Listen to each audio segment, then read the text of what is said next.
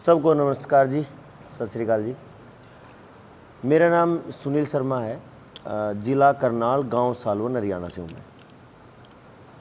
और पंजाब में किसी एक बड़े मकसद के लिए हम घूम रहे हैं।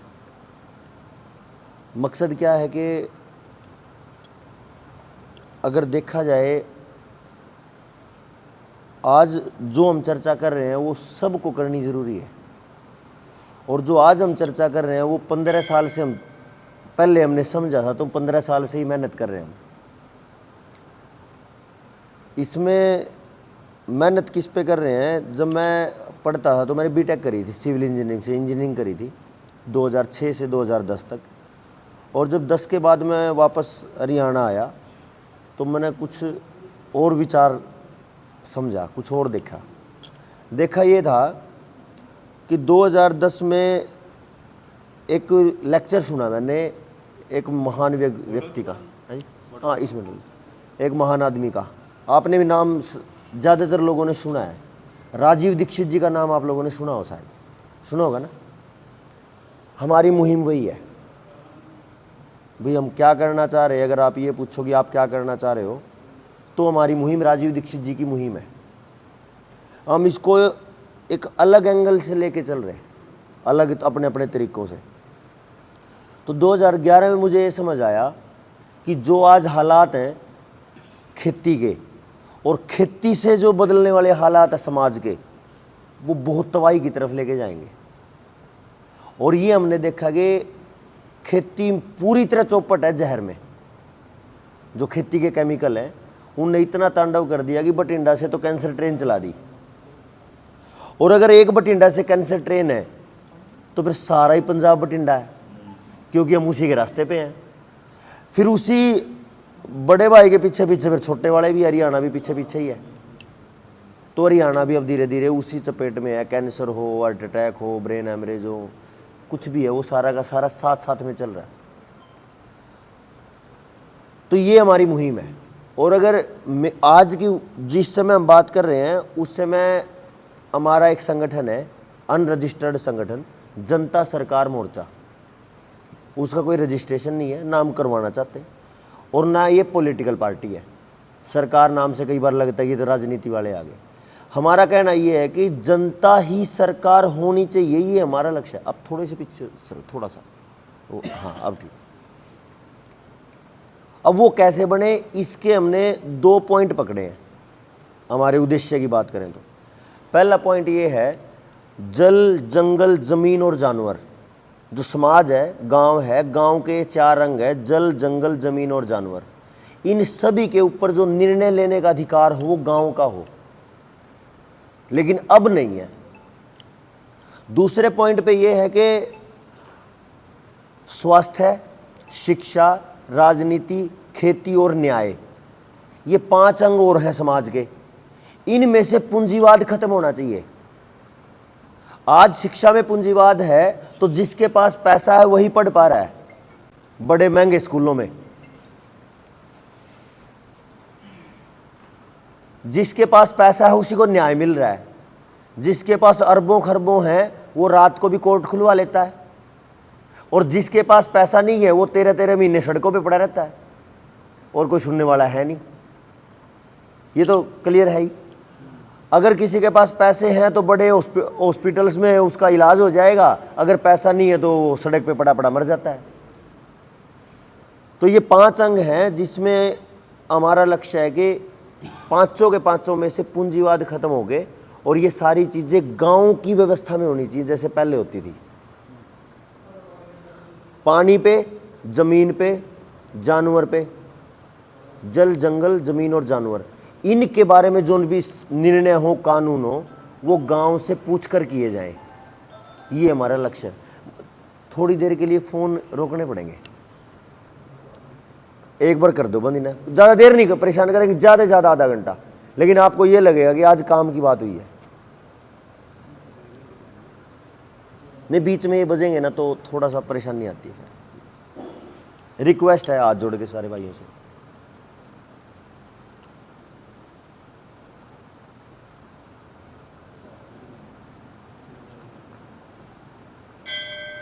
करें जी चाचा।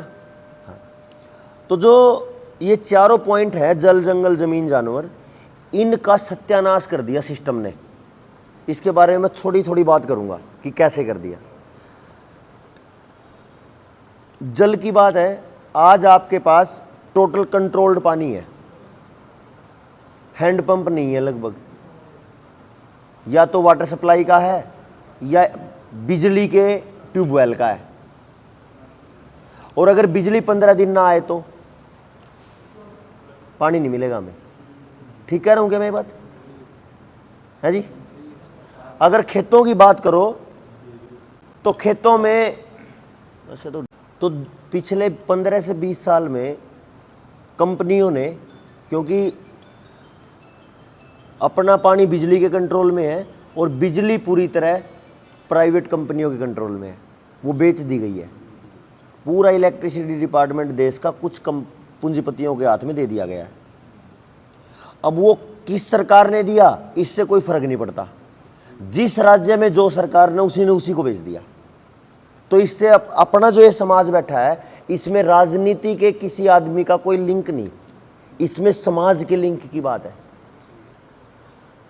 दूसरा नंबर, आपका पैसा, आपका अर्थशास्त्र, जो आप जेब में लेके हम घूम रहे हैं या जो भी अपने पास बिजनेस है, उसकी अगर बात करें, पूरी तरह आपकी इकोनॉमी, आपका अर्थशास्त्र, आपका धन इंटरनेट के कंट्रोल में है।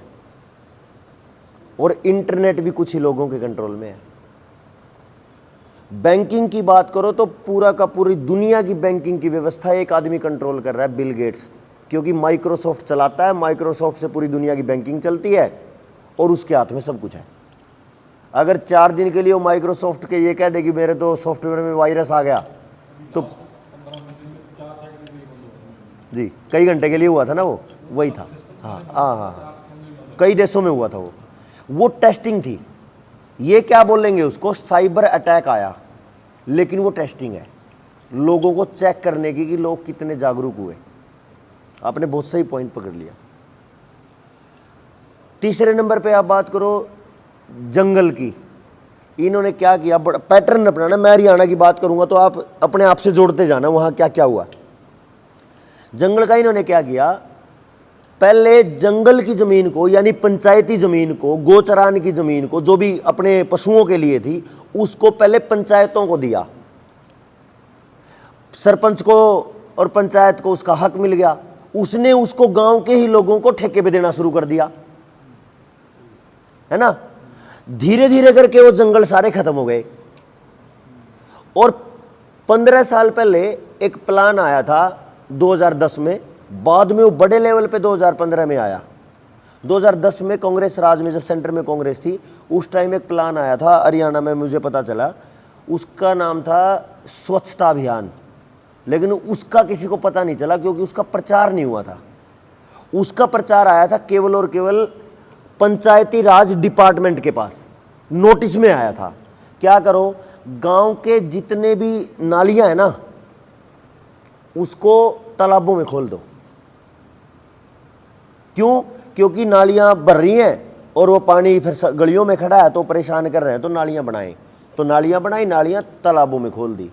उससे पहले एक प्लान आया था, वो आया था नाबार्ड बैंक के माध्यम से। सुना होगा ना, एग्रीकल्चर बैंक है NABARD bank, agriculture development bank. पहले लोन बांटा किसानों को डेवलप करने के लिए, फिर उन्होंने केमिकल खरीदा, फिर उन्होंने ट्रैक्टर खरीदे, धीरे धीरे करके वो पैटर्न अपनाया और किसान ने कर्ज लेना वहीं से शुरू किया। उसी लाइन में से एक लाइन निकली थी पानी की, वाटर सप्लाई की। सरकारों ने यह कहना शुरू किया था कि हम पानी देंगे अच्छी क्वालिटी का, और सारे देश में, सारे गांव में वाटर सप्लाई की लाइनें दाबी। आपने देखा होगा, मेरे गांव में मैंने देखा बहुत बार, और आसपास में भी देखा, जहां जहां टूंटी लगी किसी ने नहीं संभाली, सारा सारा दिन टूंटियां खाली चली। उससे पहले हमारे बुजुर्ग क्या करते थे, हमारा समाज क्या करता था, जितना पानी चाहिए उतना ही निकलता था। या तो कुएं से निकालो, क्योंकि कुएं से निकालने में तो दम लगा है, कोई एक बूंद पानी क्यों निकालेगा, है जी। और अगर हैंडपंप चलाना है तो उसमें भी जोर लगेगा, तो उतना ही निकालेंगे जितनी जरूरत है। तो अगर मैं नहाया हूं, और पहले जो आज का जो स्टैंडर्ड है वो तो था नहीं, तो अगर घर में औरतें हैं, माएँ हैं, माँ बहन बेटी हैं, तो उनके लिए एक अलग से ओट बना देते थे, वो नहा के वो पानी बाहर ऐसे ही सूख जाता था, थोड़ा सा पानी होता था, नालियाँ थी नहीं। आदमी नहाते थे या तो कुएं पे नहा लेंगे या नलके पे हैंडपंप पे नहा लेंगे, और पानी की व्यवस्था खड़े होने की थी नहीं। इन्होंने क्या किया, टुंटियाँ दी, वाटर सप्लाई की लाइनें दाबी, पानी चला खुला, और धीरे धीरे करके सारे गांव में पानी ने मतलब गलियों की हालत खराब करना शुरू कर दी। लोगों ने डिमांड करना शुरू किया कि इसका समाधान करो। समाधान होती नालियाँ आ गई।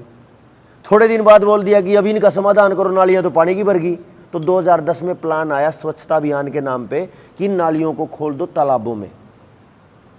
फिर 2015 तक आते आते इन्होंने एक खेल खेला, वो था उसको हमारे साथ जोड़ा इज्जत के साथ, कि तुम्हारी तो बहन बेटियां जाती है बाहर लेटरिंग करने, तुम्हें शर्म नहीं आती, तुम इतने गिरे हुए लोग हो। आई ना यही बात। और सुबह सुबह सरपंच को बोला फोटो खींचना जाके जो लेटरिंग करने बाहर जाते हैं। हरियाणा में तो खींचे थे आप, यहां पता नहीं। पूरी पंचायत में जो थी मेंबर और सरपंच, उनको आदेश थे कि पूरे गांव में सुबह सुबह घूमना है, अगर कोई बाहर खुले में शौच जाता मिले तो फोटो खींच के डालो।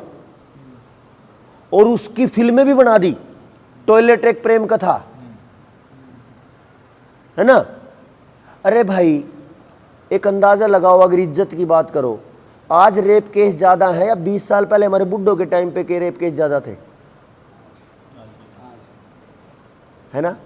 तो जब 20 साल पहले हमारा सारा समाज, सारे गांव की माँ बहन बेटियां झाड़ियों में जंगलों में घूमने जाती थी फ्रेश होने, तब तो रेप केस एक नहीं था।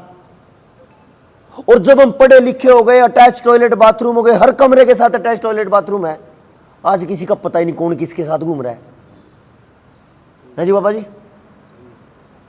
तो इसका मतलब पहले तो समस्या नहीं थी, बेशक बाहर घूमती थी वो, क्योंकि उस समय यहां कचरा नहीं था। अब यहां कचरा है, पेट बेशक साफ हो रहा हो अटैच टॉयलेट में। अब वहां से इन्होंने धीरे धीरे करके सारा का सारा जो नल वो था, ये नाले थे, वो सारे तालाबों में खोल दिए, और हरियाणा पंजाब के सारे तालाब गंदगी का ढेर है आज। इससे अगला पड़ाव आया 3 साल 4 साल पहले, हरियाणा में आया इंडो इजराइल प्रोजेक्ट तालाबों को साफ करने का। शायद यहां भी आया हो, यहां कुछ और नाम से आ गया होगा। इंडो इजराइल प्रोजेक्ट ने पूरे हरियाणा के तालाबों का ठेका लिया है। उन तालाबों को पूरी तरह व्यवस्थित किया जा रहा है, तालाबों के चारों तरफ रास्ते बनाए जा रहे, पार्क बनाए जा रहे, उसको पूरी तरह प्लान करके और गांव से काट दिया गया। गांव के अब जो पशु हैं वो उसमें पानी पीने जाएंगे, तो अगला प्लान है उन पे टैक्स का। और कई तो ऐसी जगह देखे हमने, एक गांव है, गांव का नाम भूल गया मैं, कुरुक्षेत्र के pass on road, GT road, Chandigarh Delhi road है जो, उस पे क्या किया, तालाब बना दिया चकाचक, चारों तरफ पगडंडी, लोग घूमते हैं।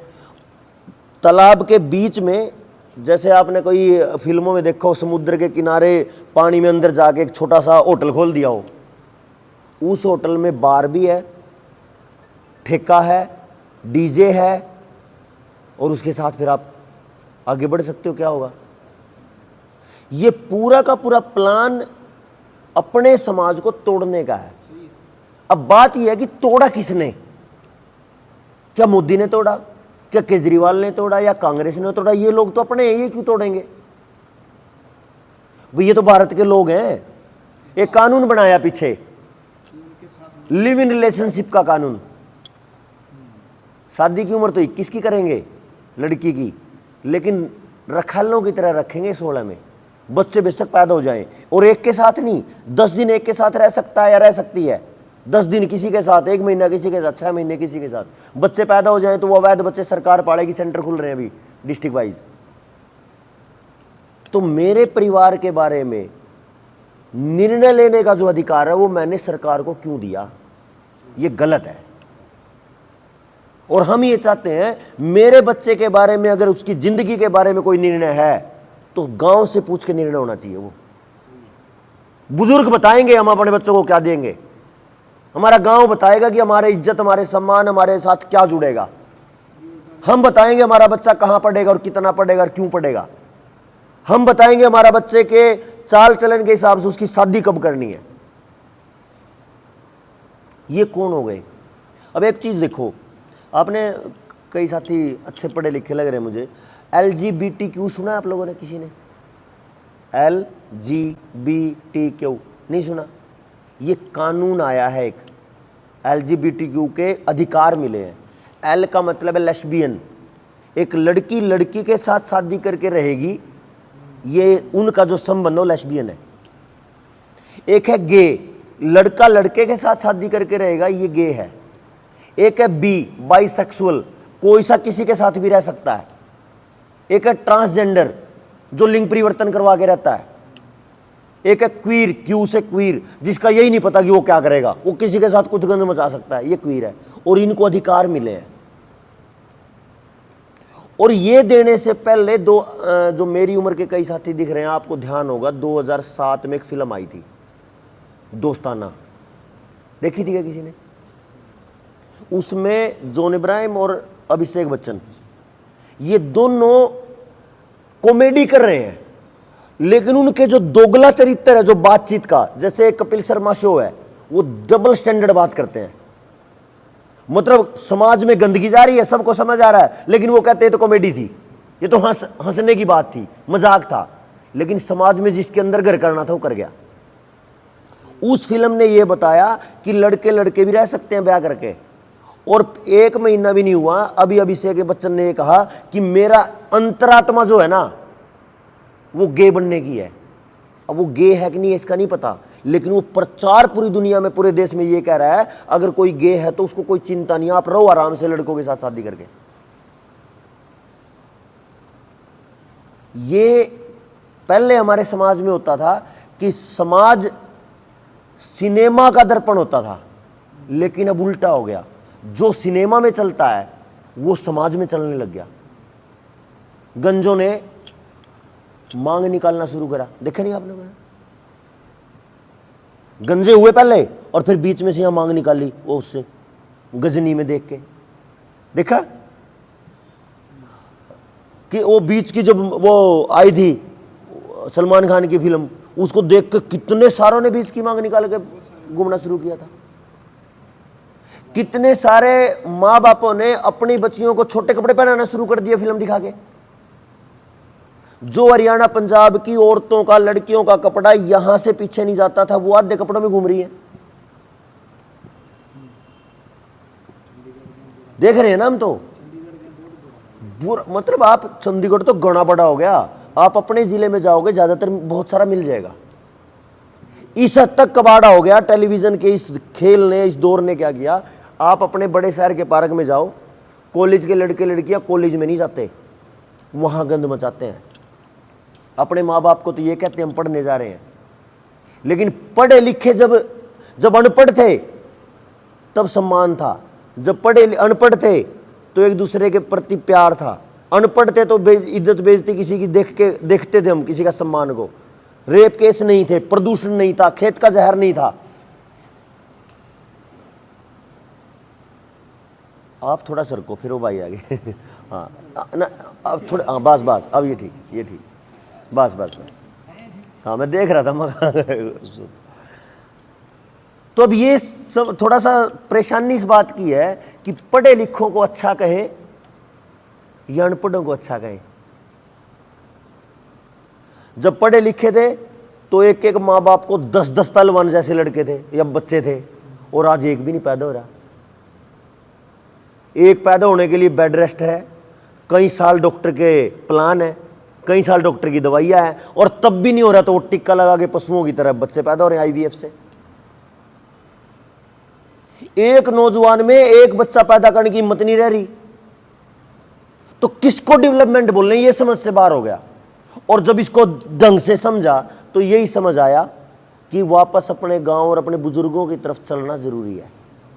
मैं बहुत बड़ी बड़ी सभाएं करता हूं पंजाब में, तो मैं पूछ लेता हूं अपने सिख स्कूलों में कितने लोग भेजते अपने बच्चों को, एक भी नहीं भेजता। उनको लगता है कि सिख सिखा के क्या बनेगा, नौकरी तो मिलनी ही नहीं। अच्छा मेरी चर्चा गलत तो नहीं जा रही? बता दियो जी, कभी मैं आपका टाइम पास कर दूं और ऐसे ही टाइम खराब हो जाए। अंग्रेज बनाएंगे, कॉन्वेंट में पढ़ाएंगे, पूरी जिंदगी की खून पसीने की कमाई लगा देंगे, और फिर वो जमीन बेच के कहाँ जा रहा है? कनाडा। और यहाँ पे जिस आदमी ने अपनी जिंदगी का खून पसीना उसके लिए लगा दिया, वो यहाँ पे सड़ मर रहा है। हाँ जी बाबा जी, यही हो रहा है ना।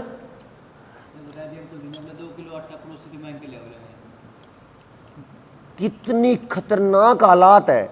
कौन से पंजाब की? जो दुनिया को दिशा देने के वाला है। हरियाणा पंजाब तो एक ही है। हरियाणा पंजाब का ये एरिया भारत का नहीं, पूरी दुनिया का सबसे शानदार एरिया है। तो ये चीज मेरे को समझ आई थी 2011 में, खेती की, स्वास्थ्य की, बीमारियों की। तो मैंने फिर 4-5 साल तो नौकरी की, मैं कॉलेज में प्रोफेसर रहा, और 2014 के लास्ट में मैंने नौकरी छोड़ दी, और अब मैं 10 साल से रेगुलर इस मुहिम पे हूं कि खेती को पूरी तरह अच्छा कैसे किया जाए। खेती बदलेगी तो ये सारी चीजें बदल जाएंगी। खेती में घाटा आया तो ये सारी परेशानियां आई। तो मेरा जो रिजल्ट और निचोड़ जो निकल के आया 13-14 साल का, वो ये निकल के आया, पहली बार पूरी पैदावार बिना केमिकल, बिना बाजार। और पिछले 15-14 साल से हम इस पे पूरे परिणाम ले रहे हैं। जिस विचार पे हम चल रहे हैं उससे ये रिजल्ट आया। पिछली बार जो धान का सीजन था, आधा पंजाब डूबा रहा पानी में, बाढ़ ने आधे पंजाब को तबाह किया। पिछले साल किया था ना, पूरी लाइन ऐसे बीचों बीच निकल गई। जो पटियाला एरिया और ये सारा था, राजपुरा पटियाला एरिया पूरा तबाह था एकदम। क्यों हो रहा है ये? जब हमने खेत में यूरिया, डीएपी केमिकल डाले हैं, उस मिट्टी ने पानी पीना बंद कर दिया, और वो जो सुराख होते थे मिट्टी के पानी जाने वाले, अब वो बंद है। अगर वही बाढ़ का पानी मेरे खेत में आ जाता, मेरे खेत की स्थिति, और जो मेरे साथ सैकड़ों साथी जो किसान खेत ने बदले हैं, किसानों ने, उनके खेत में कितना भी पानी भर रहा हो, 3 दिन से ज्यादा पानी नहीं ठहरता उनके खेत में, कितना ही भर रहा हो। जैसे छलनी में से पानी निकल चलता है ना, ऐसे पीती है उनकी जमीन पानी। तो जो पानी ऊपर पड़ा है, या तो वो बाढ़ की स्थिति पैदा करेगा, और अगर वो नहीं आगे गया तो वो पड़ा पड़ा सड़ेगा, तो फसलों को खराब करेगा। बदबू उठेगी तो उसमें महामारी बीमारी आएगी, मच्छर होंगे, मक्खी होंगे, कीड़े होंगे, वो और बीमारी पैदा करेगा, तो और नई समस्या पैदा करेगा। मैं जितने लोगों से, सैकड़ों लोगों को जब मैं बदल चुका हूं, या मेरे विचार से लोगों ने बदला है, तो उसका परिणाम ये आया, जिसने भी ये खेत बदला उसका पानी छलनी जैसा हो गया, और एक भी फसल में बीमारी नहीं आती। पहली बार में पूरा समाधान। अच्छा, केमिकल का खर्चा कम से कम 1 एकड़ पे, अगर आप खेती कर रहे हो, खेती करते ही होंगे, यहां पे कोई खेती नहीं करता। अच्छा, दुकानदार है सारे, चलो दुकानों पे आएंगे। जब किसान है तभी दुकानदार है, किसान नहीं है तो दुकानदारी है ही नहीं। सारा सामान तो किसान का ही है। किसान अगर एक बार में हम बदलते हैं किसान की खेती, तो उसका साल भर का कम से कम 20,000 रुपए का केमिकल खत्म होता है, तो वो बचत है। अगर वो बचत है सीधी 20,000 रुपए का, तो फायदा वो। दूसरे नंबर पे, खेती में जो केमिकल नहीं डला तो मिट्टी स्वस्थ हुई और फसल स्वस्थ हुई। फसल स्वस्थ हुई तो चारा घास स्वस्थ हुआ, तो पशु स्वस्थ हुए, तो दूध दही घी का पूरा एरिया चेंज आ गया। और अगर पशु स्वस्थ है और खेत स्वस्थ है, तो ये पूरा समाज जो कैंसर की तरफ दौड़ रहा है, इसका पूरा समाधान है। 14 साल मेरे को जुलाई 2010 के बाद मैं डॉक्टर के पास नहीं गया, 15 साल हो गए। मेरे परिवार में माँ है, पिताजी है, मेरी धर्मपत्नी है, मेरे बच्चा है 5.5 साल का बेटा है, उसने आज तक डॉक्टर ही नहीं देखा। मैंने वो पूरा चेंज करके देखा था, और उसका परिणाम आया। ये षड्यंत्र जो है खेती का, ये उसी आदमी के पेट में से निकलता है जिस आदमी का माइक्रोसॉफ्ट है। ठीक है जी, क्योंकि जो अभी ड्रोन टेक्नोलॉजी आ रही है ना, स्प्रे करने वाली, सुना होगा सबने, ड्रोन आ रहे हैं अभी स्प्रे करने के लिए। वो टेक्नोलॉजी बिल गेट्स की है, blue lever technology. Driverless tractor आ रहे हैं अब धीरे धीरे, वो टेक्नोलॉजी उसी की है। 5 लाख शेयर, एक बड़ी कंपनी है, नाम बाद में बताऊंगा बंद करने के बाद ये वीडियो, उस कंपनी के 5 लाख शेयर जो जीएमओ बनाती है, केमिकल बेचती है, और जो ये सीडलेस जितने भी बीज हैं, जितनी ये सब्जियां हैं सीडलेस, उन सब का बीज वही बनाते हैं। और वही आदमी पूरी दुनिया को टिक्का देता है उस महामारी का, जिस महामारी में 10-12 लाख किसान बैठे रहे, एक भी नहीं मरा उसमें से, उस बीमारी से। तो उसका भी पता चल गया कि वो फर्जी थी। और लास्ट में अभी इलेक्शन से पहले तो उस कंपनी ने कह दिया कि इससे हार्ट अटैक और कैंसर होंगे।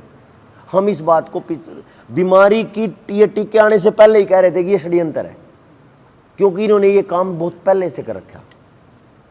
ये आदमी इस पूरे खेल में है और इनका टारगेट है टोटल कंट्रोल।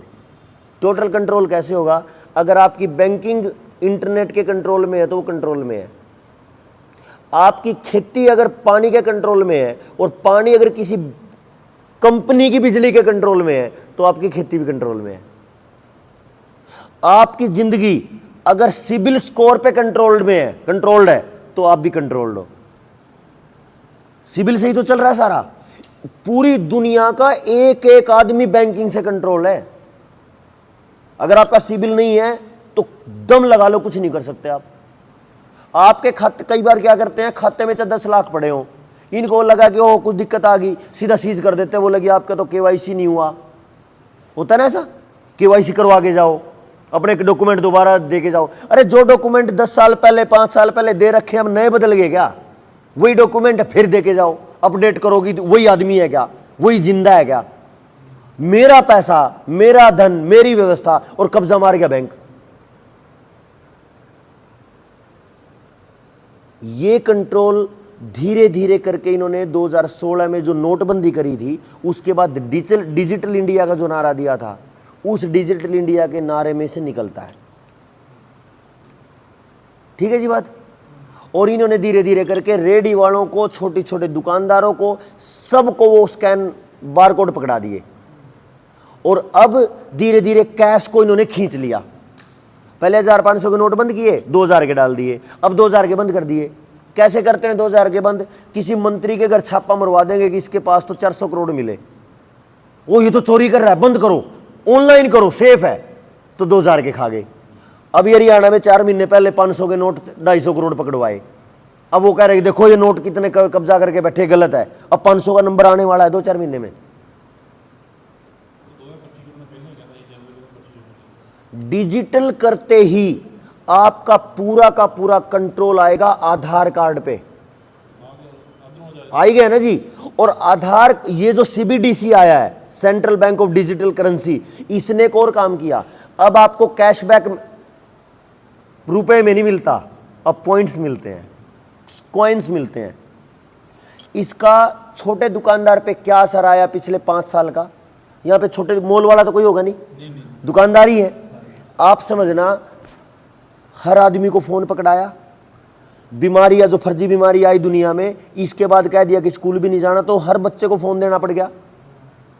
तो बच्चों की जिंदगी खराब। उसमें क्या देख रहे हो, नंगा नाच आ रहा है, बार बार चल रही है पढ़ाई, आ रहा है नंगा नाच, तो उनकी जिंदगी बर्बाद। वहां से पूरी तरह हर आदमी के घर में कई कई फोन हुए, 3-3 4-4 फोन हो गए। उन फोनों को लगता कि अच्छा, अगर मैं गांव के भाई से खरीदता हूं तो ये चीज 70 की है, मैं ऑनलाइन खरीदता हूं तो 55 की है, चलो ऑनलाइन मंगवा लेता हूं, घर देके जाएगा।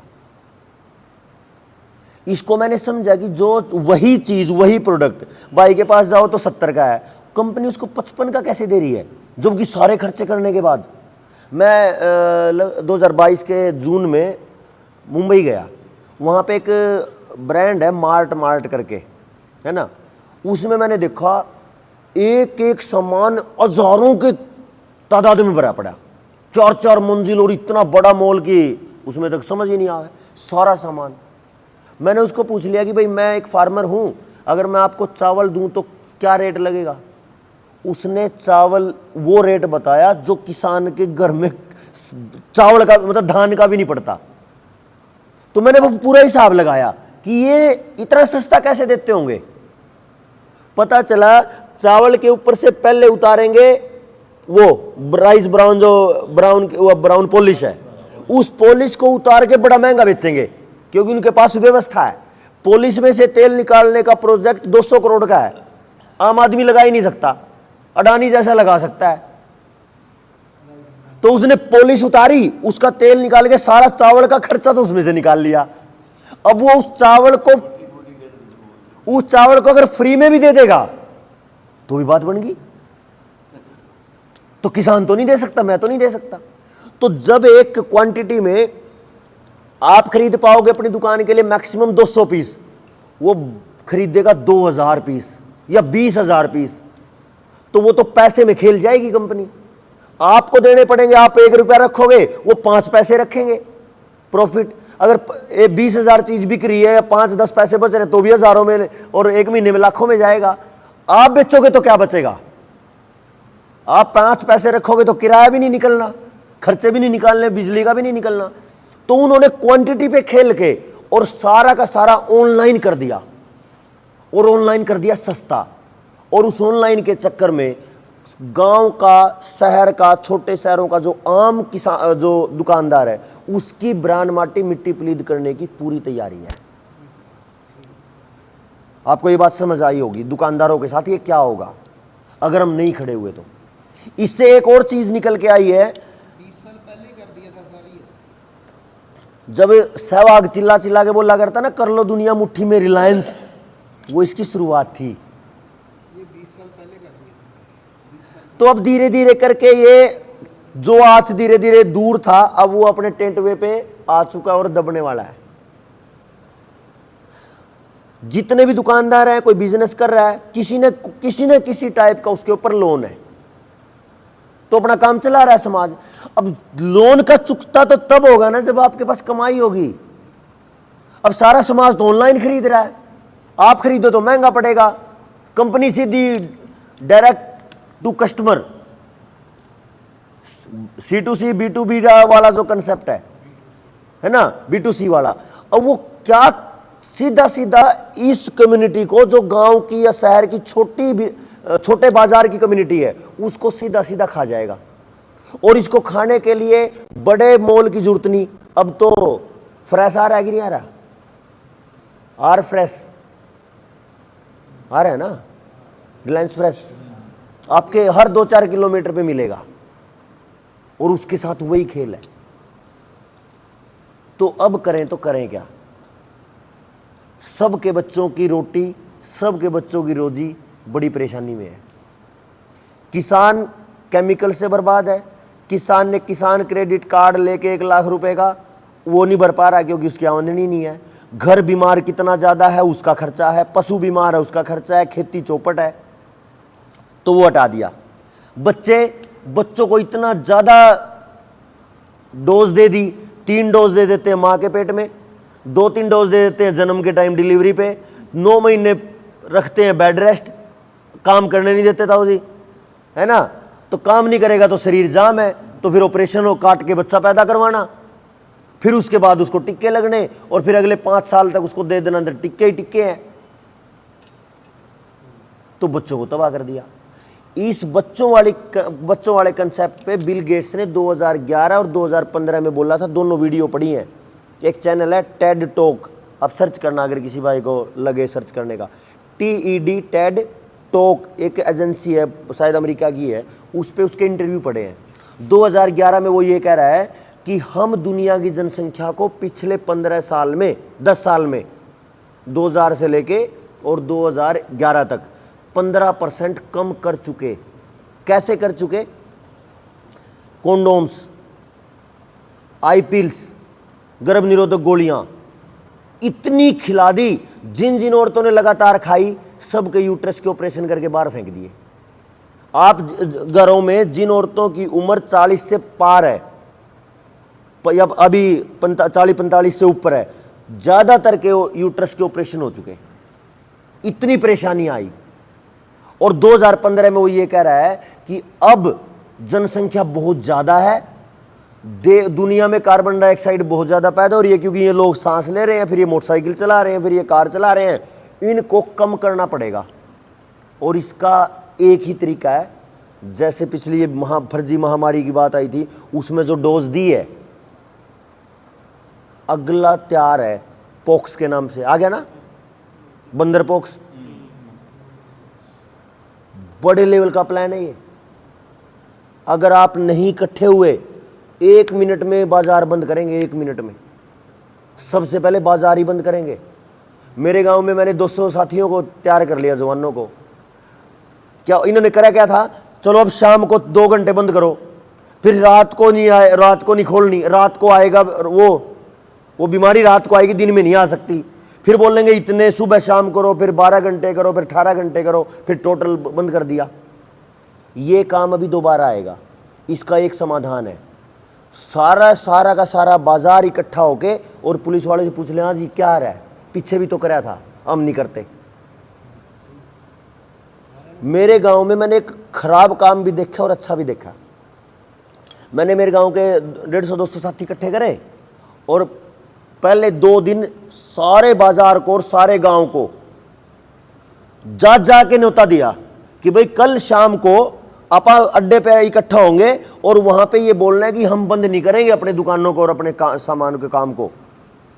उसमें से कुछ लोग आए और मैंने फिल्म देखी फिर रियल में। जब शोले टाइप की फिल्म देखते थे ना, वो गुंडे आते थे तो लोग घरों के दरवाजे बंद करके बैठ जाते थे। इतनी हरामखोरी करी उन गांव के कई दुकानदारों ने, ऐसे शटर आधा करके बैठ गए कि पुलिस वाले आएंगे तो बंद कर लेंगे, नहीं तो ये खड़े ही हैं 200 जने। मैं ये सोच रहा है मैं किसके लिए लड़ रहा था फिर, है जी। तो ये काम अगर दुकानदार करेंगे तो बर्बादी उनकी तय है, और उनकी नहीं, बच्चों की भी उनकी, क्योंकि रोजी नहीं चलेगी, रोटी नहीं चलेगी तो सीधी मौत है भाई। बहुत बड़े लेवल का खेल है। तो यहां इस सारे सिस्टम में एक बात और एक सवाल निकल के आता है, भाई इसको क्या अपने देश के प्रधानमंत्री को नहीं दिखता, ये इस राज्य के मुख्यमंत्री को नहीं दिखता? क्या अपने वाले ऐसा कर सकते हैं? इसको समझना है, और इसको थोड़ी सी देर में ही समझ लेंगे, ज़्यादा देर नहीं लगाएंगे। जैसे अपने गुरुद्वारों में गुरुजी होते हैं, बाबा जी होते हैं, मंदिरों में पुजारी होते हैं, ऐसे करके चर्चों में पोप होते हैं। चर्च में आप योजना देखना कितनी मजबूत होती है। हमारे वहाँ पे वैदिक, जैसे आप बोलते हो एक ओमकार, सतनाम, ये जो आप गुरबानी बोलते हो, जो वैदिक वाले हैं, जो आर्य समाजी लोग हैं, वो बोलते हैं एक ओम, मतलब एक ओम है, वही सच्चा है, सतचित तथा आनंद में सर्वज्ञ सत्तावान, जो उसी की सत्ता है पूरी। मतलब ये सारी चीजें मिलती हैं और ये सारी वेद से आती हैं। गुरबानी भी यही कह रही है। आप चिल्लाते रहे राज करेगा खालसा, चिल्लाते रहे ना, कहाँ है खालसा? खत्म हो गया। वो चिल्लाते हैं कृण्वंतो विश्वम आर्यम, आर्य बोलते हैं जो कोई व्यक्ति गलत काम नहीं करता वो आर्य है, यानी अच्छा आदमी आर्य है। वो करते रहे कृण्वंतो, यानी बना दो, विश्व को आर्य बना दो, यानी विश्व को अच्छा बना दो। कहां बना? क्यों? क्योंकि आपा ने उस पर मेहनत नहीं करी। और ये हम हजारों साल से तो वो बोल रहे कृण्वंतो विश्वम आर्यम, और मेरे ख्याल से 500 साल से आपा भी बोल रहे। बोलने से तो कुछ होता नहीं। तो इससे क्या हुआ, इसके बराबर में जिसने काम किया उसको समझना है, तो हमें ये सारा समझ आ जाएगा। ये खेल इतना जो मैं बोल रहा हूं वो क्या है। 1012 में एक पोप, वेटिकन सिटी का पोप, जो दुनिया का सबसे बड़ा चर्च है, उसका पोप कहता है अपने पूरी दुनिया के मौलवी, उनको क्या बोलते हैं, इसको पादरियों को बुला के, पोप को बुला के, कि पूरी धरती हमारी है। बाइबिल कह रही है कि पूरी धरती हमारी है, तो हम राज करेंगे इस पे। तो किसी ने पूछा कि ये तो बेवकूफ़ी की बात है, पूरी धरती पे कैसे कब्जा कर लोगे तुम? बोला तुम्हें कुछ केवल जो बताया जाए वो मानना है, बाकी कुछ नहीं करना है जी। तो उन्होंने अपने प्लान बनाए और ये इसका नाम है people bull, first people bull 1012। अगर आप इंटरनेट पे भी सर्च करोगे तो कुछ मिलेगा इसमें से, अध्यादेश है ये। कारण क्या था? ये छोटी चर्चा है, ज़्यादा लंबी नहीं है।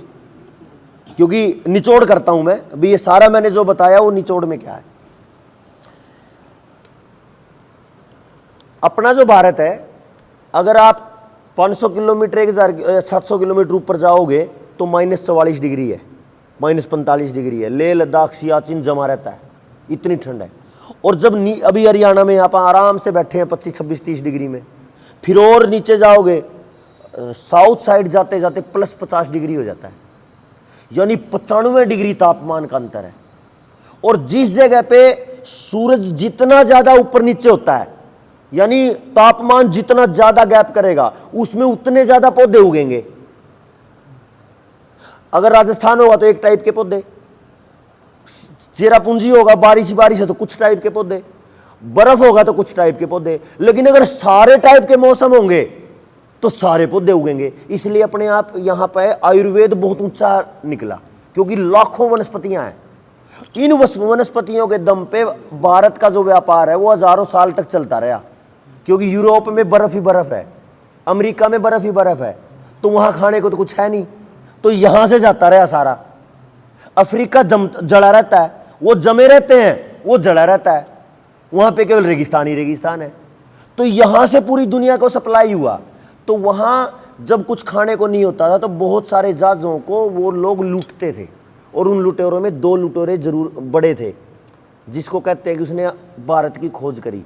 वास्को डी गामा पुर्तगाल का बड़ा लुटेरा था, और कोलंबस आपने सुना हो, कोलंबस भी एक बड़ा लुटेरा था। वास्को डी गामा भारत की तरफ आया और वो अमेरिका की तरफ गया। अमेरिका भी उस समय भारत जैसा ही मतलब शांत रहने वाला देश था। उन्होंने लूट मचाई करते रहे, और यहाँ फिर जैसे जैसे आए वहाँ पे लूटे, उनकी पीढ़ियों ने लूटा। फिर 1492 की बात है, 1492 में इन दोनों गिरोहों का, जैसे 2 गुंडे गिरोह, जैसे 2 राजनीतिक पार्टी के गुंडे ही तो हैं, ऐसे ही उनके भी गुंडे थे। तो उन दोनों का झगड़ा हो गया और वो चले गए फिर उसके चर्च के पादरी के पास, जो 1492 में पादरी था। बोला जी हमारा झगड़ा है कि इसमें एक काम करो, आप दोनों एक ही मत को मानने वाले हो, बाइबिल को तू पढ़ता है, बाइबिल को तू पढ़ता है, तुम क्यों झगड़ते हो भाई, तुम तो एक ही बाप की पैदाइश हो। तो ऐसा करो, आज ये लंदन में हम बैठे हैं, लंदन को केंद्र मानो, पूर्व वाला एक चला जाओ, पश्चिम में एक चले जाओ, बचाओ अपना, मचाओ लूट, बनाओ अपना व्यापार। 1492 के बाद आज अगर हम अपना टाइम सेट करते हैं तो दिल्ली का टाइम +5:30 है। पता है इस बात का तो? और 0 किसका है? लंदन का। तो पिछले 600 साल से हम उनको फॉलो कर रहे हैं इस तरीके से, और आज भी कर रहे हैं। और 1498 में पहुंचा वास्को डी गामा यहां। उसने 1012 में बोला था कि पूरी धरती हमारी। अब आ जाओ आज, सबकी जमीनें कहां पड़ी? बैंकों में। बैंक किसका? आरबीआई का। आरबीआई किसका? 1934 में बना था जी आरबीआई, जब हम अंग्रेजों का यहाँ राज कहते हैं कि राज था। तो आरबीआई भी अंग्रेजों का। आज जो 1934 के कानून है, आरबीआई का एक्ट है, वो आज भी 1934 का ही चल रहा है, नया नहीं बना। तो आज भी आरबीआई पे पूरा नियंत्रण बैंक ऑफ इंग्लैंड का है। और बैंक ऑफ इंग्लैंड किसका है? वो उन्हीं का है। आप देखो, राज करेगा खालसा कहने से बात नहीं बनी, किणवंतो विश्वमारियम कहने से कुछ नहीं बना। उनको देखो 1012 में उन्होंने ऐलान करा कि पूरी धरती हमारी, और आज उनके दुश्मन हम ये कह रहे हैं कि सच में धरती थारी, क्योंकि हमने अपने जमीन के कागज उन्हीं के पास रख दिए। तो जमीन उनको दे दी, और मानसिक रूप से दे दी, हाँ तुम्हारे ये। बहुत सारे लोग तो ये कहते हैं, सुनील भाई कागज तो बैंक में पड़े, उसको कैसे छुटवाएंगे? मैं बोलता हूं अरे भाई तेरे पास जमीन है ना, हाँ जमीन है, अच्छा उसमें चावल उग रहा है, अनाज उग रहा है ना, तेल उग रहा है, सरसों उग रही है, हाँ फिर तू उस कागज का क्या करेगा? पड़े रहने दे। लेकिन कब तक? जब तक चोर आएगा तब तक। और अगर चोर ने कब्जा करने की सोची तो फिर चोर को लठ मारने वाले उससे ज्यादा होने चाहिए, तो बात बनेगी। है जी बाबा जी। अगर चोर ज्यादा हैं तो सारे सब लूटेंगे, और अगर चोर को लठ मारने हैं तो रापा ज्यादा होने चाहिए।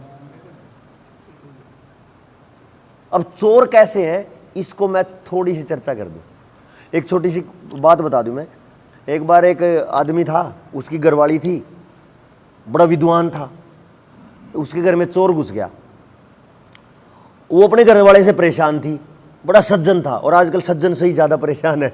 वैसे भी सज्जन से ही परेशान होते लोग, गुंडों से तो ठीक है मित्रता रखते हैं, वे कदे परेशान ना करे।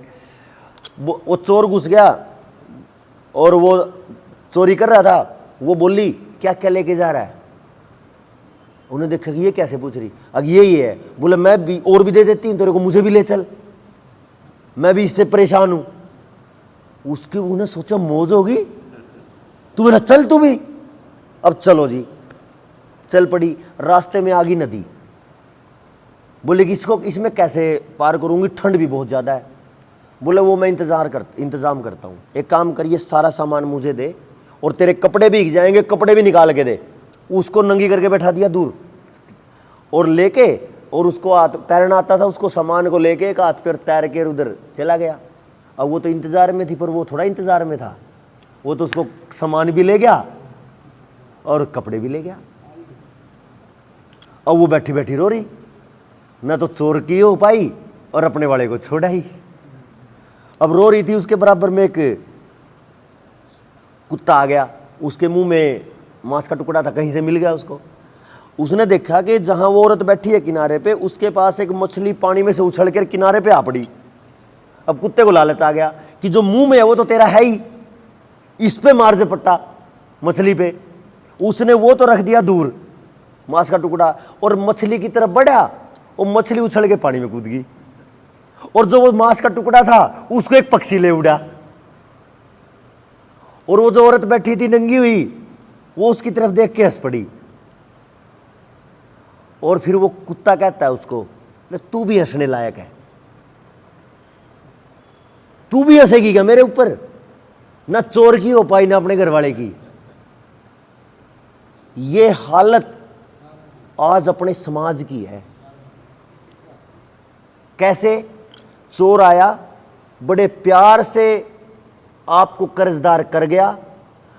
अब ना तो आप चोर के हो पाए, क्योंकि उसको तो आपका घर चाहिए, या तो किस्तें दो, लूटते रहो, नहीं लूटो तो जमीन दो, नहीं लूटो तो जायदाद दो, नहीं तो इज्जत दो। नीलाम करके जाते हैं हर दिन बेइज्जती करके। और ना हम अपने परिवार के रह पाए। क्यों? मामा से पैसे लेके खा लिए, चाचा से पैसे लेके खा लिए, भाई से लेके खा लिए। किसके लिए? चोर के लिए। किस्तें भरने के लिए सारे रिश्तों से पैसे ले लिए, किस्तें उतर नहीं रही, क्योंकि वो पैटर्न ही नहीं उतरने का। तो अब क्या करो जी? अब अपनी, बुरा मत मानना, अपने समाज की हालत उसी औरत जैसी है। तो अब क्या करें जी? कोई तो समाधान करना पड़ेगा। समाज ऐसा तो नहीं कि मर जाएगा और बैठ जाएगा। तो अब मुझे इसमें से एक समाधान दिखता है। समाधान क्या है? अब उस कुत्ते को और उस औरत को समझना पड़ेगा। और कुत्ते को तो क्या समझना, उसकी तो जितनी समझ हो तो बेचारा कहीं और से जुगाड़ कर लेगा। बुद्धि किसके पास है? औरत के पास। अब उसको समझना पड़ेगा। उसकी तरफ हंसने की बजाय, उसका मजाक उड़ाने की बजाय क्या कहना पड़ेगा? भाई रुक जा, तेरे साथ भी छल हो गया और मेरे साथ भी छल हो गया, आप दोनों मिलकर अपनी जिंदगी बचा सकते हैं। तू मेरे लिए कुछ पत्तों का इंतजाम कर दे या कुछ कपड़े का इंतजाम कर दे, मैं तेरे लिए कुछ खाने का इंतजाम कर दूं। यही हो सकता है। आज अपने लिए एक समाधान है। समाधान यह है कि भाई बैंक से बचने के लिए, बैंक तो तैयार बैठा है, बैंक से बचने के लिए एक रास्ता है, उसका कारण भी बताऊंगा मैं भी। आप अपने साथियों को इकट्ठा करो, ठीक है जी। अगर किसी का भाईचारे का देना है तो उसका दो। हमारा पहला नियम है जी जनता सरकार मोर्चा का,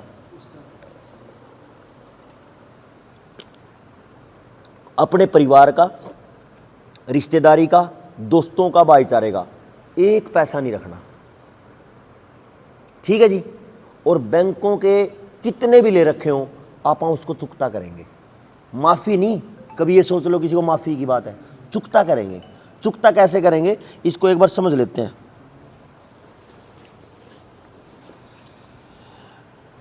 हमने आरबीआई को पूछा था, और अभी एक बार अगर आप सारे फ़ोन निकाल लो या निकाल लेना बाद में, सर्च करना नेशनल डेट क्लॉक, भारतीय राष्ट्रीय कर्ज घड़ी, गूगल पे सरकार की वेबसाइट है, उस पर घड़ी चल रही है टिक टिक टिक टिक टिक टिक करके, और उस पर कुछ डिजिट बदल रहे हैं, नंबर बदल रहे हैं। उस पर क्या है, हर सेकंड 1,60,000 के आसपास ब्याज कर्ज का ब्याज बढ़ रहा है पूरे देश पे। 1 मिनट में 1 करोड़, 24 घंटे में 1440 करोड़, और 1 साल में देखो जी 500 करोड़ के लगभग ब्याज है। और हर बार अगर आप बजट देखोगे तो हर बार बजट घाटे का है। तो जिस देश के राजा को घाटा हो वो कर्जा कैसे उतार देगा? मेरी बातें लॉजिकल लग रही है क्या आपको? अगर एक बाप के पास हर दिन का खर्चा ही नहीं है तो कर्जा कैसे उतारेगा वो? और जब ये बात अभी आप सर्च करना बाद में, हमने पूछा देश के ऊपर कर्जा कितना है, तो बैंक को कुछ तो कर्जा ले रखा है सरकार ने बैंकों से, वो कर्जा है 243 लाख करोड़ का कुछ दिन पहले, अब बढ़ गया होगा। कुछ कर्जा है जो लोगों ने ले रखा बैंक से, वो है 210 लाख करोड़ के आसपास कुछ दिन पहले। तो 450 लाख करोड़ के लगभग का कर्जा था कुछ दिन पहले, अब वो बढ़ा हुआ होगा कितना वो देखना पड़ेगा। पूरे देश पे आज कर्जा 450 लाख करोड़ का है। फिर हमने पूछा देश पे करेंसी कितनी है, ये नोट कितने हैं, तो पता चला 34 लाख करोड़ के। अच्छा आप तो दुकानदार हो, कोई भाई 2,000 रुपये लेके आया सामान लेने, आपने 2,000 के बदले उसको 5,000 का सामान दे दिया क्या? या जिसके पास 2,000 है वो 2,000 से ज्यादा आपको दे सकता है क्या? भी मेरी जेब में 500 रुपए हैं, आप बोलो 600 दे, मैं दे सकता हूं क्या? हाँ ना करते रहो, मन ऐसा लग नहीं दे सकते ना। तो हम जब 1 रुपया भी फालतू नहीं दे सकते, तो बैंकों के पास तो केवल 34 लाख करोड़ के नोट थे, तो उसने 450 लाख करोड़ का लोन कहां से दे दिया? यह है बड़ा प्लान, बड़ा चक्कर जिसमें पूरा देश फंस गया। फिर एक बात जो बुजुर्गों से अगर पूछो, तो हम बुजुर्गों से पूछते हैं तो वो कहते हैं कि जो नोट छपते थे वो सोने के बराबर में छपते थे, और उसकी पुष्टि करती है ये किताब। ये किताब एक ऐसी किताब है जिसके लोगों के पढ़ने के बाद इस देश में नेताओं को लोग जूते मार सकते हैं। और ये किताब को उन्होंने भी नहीं पढ़ा जो इस आदमी को सबसे बड़ा मानते हैं। अंबेडकरवादी लोगों ने भी अंबेडकर की सच्चाई को नहीं पढ़ा। मैं कुछ दिन से इसको पढ़ रहा हूं। इस किताब ने बताया कि कब सोने के बराबर में नोट छापना बंद कर दिया सिस्टम ने। पहले सोने के बराबर में छपते थे। 1934 में जब कानून आया तो एक अंग्रेज आया था जिसने आरबीआई चालू किया था, तो उसने ये कहा था कि आरबीआई जिस दिन से चालू होगा उस दिन के बाद नोट के बराबर में सोना रखना बंद। ठीक है जी। तो हमने फिर पूछ लिया कि सोना कितना है फिर आरबीआई में? आरबीआई में सोना उतना ही है जितना आरबीआई के टाइम पे शुरू में था, 5 लाख करोड़ का। नोट कितने छाप दिए? 34 लाख करोड़ के। अच्छा, जो सोना है ही नहीं जिसके बराबर में, वो नोट क्या हो सकता? वो तो नकली हो गया। फिर भाई मैंने आपसे सामान लिया या मैंने आपको कुछ सामान दिया, आपने पर्ची बना के दे दी, और आपने कुछ पर्ची ऐसी दे दी जिसके बराबर का सामान ही नहीं आपके पास, तो वो जो जिसको आपने बिना सामान की पर्ची दी, अगर वो पर्ची लेकर आपके पास आए, सामान दिए भाई आपके पास ना होगा, तो क्या करोगे? तो गड़बड़ होगी ना। तो अपने पास, इसको आप समझना, इस कागज पे गवर्नर ने लिख रखा है मैं धारक को 500 रुपए देने का वचन देता हूं। ये वचन है। जैसे गुरुजी बोलते हैं सतवचन, जो कह दिया तो कह दिया, जुबान है तो जुबान है, मर्दों वाली जुबान है। तो ये मर्दों वाली जुबान तो जब थी जब इसके बराबर में सोना था, लेकिन अब ये झूठी जुबान है। और गवर्नर ने क्या रखा है कि इसके बराबर में 500 रुपए मिलेंगे। तो क्या ये रुपए नहीं है? अगर ये रुपए नहीं है तो रुपए कौन से? हमने तो देखे ही नहीं आज तक। देखे आप लोगों ने रुपए? आपने तो यही देखे ना, लेकिन इस पे तो लिख रखा है। मैं वो तो एक आध भाई आप जैसा मैं धारक को 500 रुपए अदा करने का वचन देता हूं। मतलब अगर मैं इसको गवर्नर के पास लेके जाऊं तो मुझे 500 देगा। तो क्या देगा? 500 रुपए। तो क्या ये रुपए नहीं है ना जी? ये तो नोट है। नोट मतलब पर्ची, जैसे चाय की पर्ची दे देते हैं हम। तो फिर रुपए कौन से हैं? इसको समझा।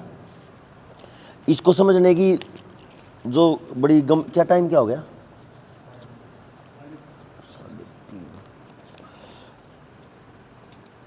ये तो आपने देखा होगा, देखा है ना जी। और एक कागज का 1 रुपया देखा है? हाँ वो भी देखा है। चलो है मेरे पास। एक ये देखा है, एक कागज का 1 रुपया है। एक ये 150 साल पुराना रुपया, ये नहीं देखा होगा आप लोगों ने, एक बार को छोड़ के। ये शुद्ध चांदी का 1 रुपया है, अंग्रेजों के समय का। ये 1 ही रुपया है, बैंक इसको 1 रुपये में लेता है। ये 50% चांदी का है, इसमें कटौती कर दी। देखो चोर ने क्या करा, पहले देता था 1 रुपया यानी शुद्ध चांदी का, अब 1 ही रुपया कहता है और देता है आधी चांदी। फिर कहता रुपया ही है लेकिन देता है लोहा। और फिर कहता तो रुपया ही है और देता है कागज। और झगड़ा देखो, अगर मुझे ये लेने जाना पड़े सुनार के पास ये, तो मुझे ऐसे ऐसे 1000 देने पड़ते हैं। और कहता है 1 ही रुपया दोनों। समझ आ रहा है क्या? वही चोर ये कहता है दोनों रुपए हैं। चोर मतलब समझ गए ना, बैंक। बैंक ये कहता है कि ये दोनों रुपए हैं। अगर इसको बैंक में लेके जाओगे, हम गए थे तो 1 रुपये में लिया ये, और जब इसको लेने जाओ तो ऐसे ऐसे 1000 देने पड़ते हैं। तो इसका मतलब ये हुआ कि ये आपकी जेब में से निकाल के और ये दे दिया तो आपको 1000 गुना लूट लिया। समझ गए जी? आपके शादी अगर आप घर में कर रहे हो और शादी पे 10 लाख रुपए खर्चा है, तो असल में वो खर्चा 1000 का था। अगर ये दे रहे हो तो 10 लाख देने पड़ रहे हैं, और ये देते तो 1000 देने पड़ते, क्योंकि आपका अधिकार था। तो इसलिए हमने ये पूछा, ये भी रुपया कहाँ जी? ये भी रुपया, ये भी रुपया और ये भी रुपया। तो असली कौन सा इनमें? अगर ये सारे रुपए बराबर हैं तो इनमें जो सामान खरीदा जाए वो बराबर आना चाहिए। आना चाहिए कि नहीं आना चाहिए? बराबर सामान आना चाहिए। अगर बैंक बराबर कह रहा है तो, और अगर ये बराबर नहीं है तो फिर भारत की संविधान की धारा 479 ABCDE ये कह रही है, अगर कोई अपने देश की मुद्रा की कीमत को कम करता पाया गया, डिवैल्यूएशन, जैसे डॉलर के बराबर में रुपए की वैल्यू तोड़ रहे हैं, अगर मैं अपने देश की कीमत को, अपने देश के रुपए की कीमत को तोड़ता हूं तो मुझे 20 साल की कैद है, उम्र कैद। लेकिन ये काम आपने तो नहीं किया, या किया है? मैंने तो नहीं करा ना। किसने करा? सरकार ने या RBI ने? तो उनके ऊपर तो कुछ होना चाहिए। अब बात आती है वो चोर वाली। जब चोर लेने आएंगे, पता है आपको चोर है, लेकिन आप अकेले हो तो आपको लूटना ही पड़ेगा, आप बच नहीं सकते, लूटोगे ही लूटोगे। तो समाधान क्या है फिर? चोरों से ज्यादा संख्या अपनी बना लो। समझ गए क्या मेरी बात? तो क्या करें? आप गांव में सर्वे नहीं करना, अब तो सर्वे ये करना कि अनाउंसमेंट करवा के, भाई कोई गांव का ऐसा भी व्यक्ति है जिस पे कर्जा ना हो, वो मिल लेना एक बार आके, है कि नहीं? पहले ये पूछना पड़ता था कि भाई कोई कर्जे वाला हो तो आज ही हो, अब उल्टा हो गया है, अब 99.9% कर्जे में है। तो जब सब कर्जे में है, इसका मतलब चोर ने सबको लूटा है, तो आज ही इकट्ठे हो गए। कर सकते हैं ना ये तो। अच्छा, एक तो एक आदमी का कर्ज उतर जाए और एक पूरे गांव का उतर जाए, कौन सा अच्छा? तो फिर उसके लिए प्रयास करने पड़ेंगे, फिर इकट्ठा होना पड़ेगा। इकट्ठा हो सकते हो तो 4 दिन में कर चक देंगे फट्टे, और नहीं इकट्ठे हो सकते तो जी राम राम, अपनी बात होगी, हम चलते हैं घर की तरफ। क्यों जी, यही हो सकता है। तो आने वाला जो समय है, इसका हमें पता चला कागजों में भी, ये भी रुपया, ये भी रुपया, ये सारे रुपए हैं, समान आ नहीं रहा। तो इसका मतलब ना तो कागज रुपया है, ना लोहा, ना चांदी, ना आधी चांदी, रुपया तो कुछ और है। तो बैंक वाले ने बताया जो इसके ऊपर मोहर है, छाप, यानी स्टैंडर्ड, जैसे लोहे के बाट के ऊपर 1000 ग्राम के ऊपर किस चीज की मोहर होती है? 1 किलो की। अगर वही 1 किलो की मोहर चांदी के बाट पे रख दें तो भी 1 किलो ही है। और वही एक किलो की एक किताब ले लो कागज की, उसके ऊपर लिख दो 1 किलो, वजन तो 1000 ग्राम ही है। कागज से तोल लो, चांदी से तोल लो, या किसी और चीज से तोल लो, तोल लेगी तो 1 किलो ही। तो इसका मतलब ना तो किलो लोहा था, ना किलो चांदी, और ना किलो कागज किताब। किलो तो वो वजन है जो 1000 ग्राम है। वही बात यहां है, 1 रुपया ये भी है, ये भी है, ये भी और ये भी है। असल में रुपया है क्या? रुपया एक स्टैंडर्ड है, चाहे किसी भी चीज का हो। और 1906 का भारत के संविधान का कानून कहता है 1 रुपये का मतलब है एक स्टैंडर्ड जिसकी कीमत है 777 मिलीग्राम सोना। तो आपके हाथ में अगर ये है, ये आपकी 1 रुपये की कीमत का है और जिसकी कीमत है 777 मिलीग्राम सोना। अगर ये कागज आपके हाथ में है, आप इसको नोट को लेने जाओ, इस नोट को लेके आरबीआई में जाओ, उनको बोलो कि मुझे इसका रुपया दो, करेंसी नहीं। देखो 3 चीजें हैं, एक है रुपया, एक है करेंसी, और एक है बैंक नोट। ठीक है जी, इनको बैंक नोट बोलते हैं। जब आप लोन लेते हो, आप पढ़ना अपने एग्रीमेंट पे, बैंक ये कभी नहीं लिख के देता मैंने सुनील को या किसी भाई को 10 लाख रुपए के नोटों का लोन दिया। लिखता है क्या? क्या लिखते हैं? 10 लाख रुपए का लोन दिया। और जब निकालने जाओ तो नोट निकलते हैं कि रुपए निकलते हैं? सोने के तो नहीं निकलते ना। आज के बाद आपको एक ही बात समझनी है, रुपया मतलब 777 मिलीग्राम सोना, इसके अलावा कुछ नहीं होता रुपया। तो अगर ये 500 का नोट आपके पास है तो इसका मतलब 500 गुना 777 मिलीग्राम सोना है ना, लगभग 400 ग्राम सोना, 40 तोले। कितनी कीमत का हो गया इन कागजों में? अच्छा, एक चीज और, 1 रुपया 777 मिलीग्राम सोना, इन नोटों में हो गया 6000 के नोट। 6000 में कितने डॉलर बनेंगे जी?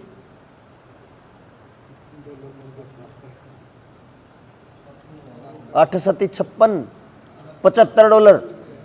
अच्छा, जिसके 1 रुपए में 75 डॉलर हो, उसको जमीन बेच के बाहर भागना पड़ जाए,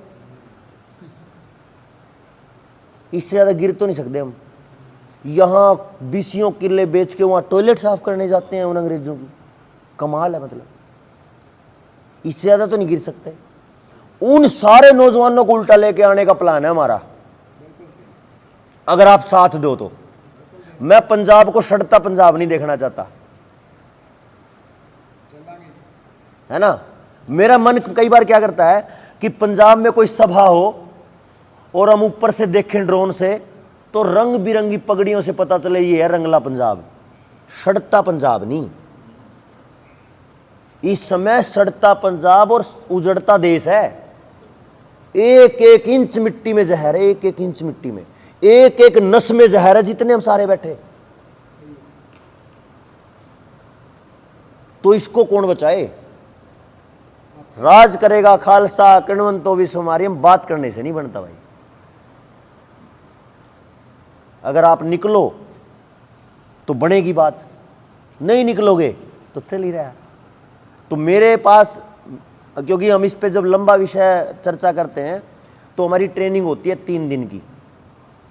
मुद्दा क्या है? जल जंगल जमीन और जानवर पे निर्णय लेने का अधिकार हमारा। शिक्षा, स्वास्थ्य, न्याय, राजनीति, खेती, इन 5 से पूंजीवाद खत्म हो ताकि समाज में न्याय मिल सके हर तरीके से। इन 5 और 4 9 बिंदुओं पे हम 3 दिन की ट्रेनिंग रखते हैं। 3 दिन में कम से कम 35-40 घंटे बोलते हैं हम, तो जाके हमारे विषय कुछ पता चलते हैं कि हम करना क्या चाहते हैं और हमें किस खतरनाक बात का पता चला हुआ है। तो हम 1-1.5 घंटे में तो इतना ही बता पाएंगे, है जी। तो मेरा निवेदन आप सबसे, और उम्मीद तो ये है कि आपका काम अच्छे से चल रहा होगा और चलता रहे, लेकिन ये चलता तब रहेगा जब आप खड़े होकर संघर्ष करेंगे। एक जगह पे एक आर्य जी ने लिख रखा था, अगर आप शांति से जीना चाहते हो तो युद्ध के लिए हमेशा तैयार रहो।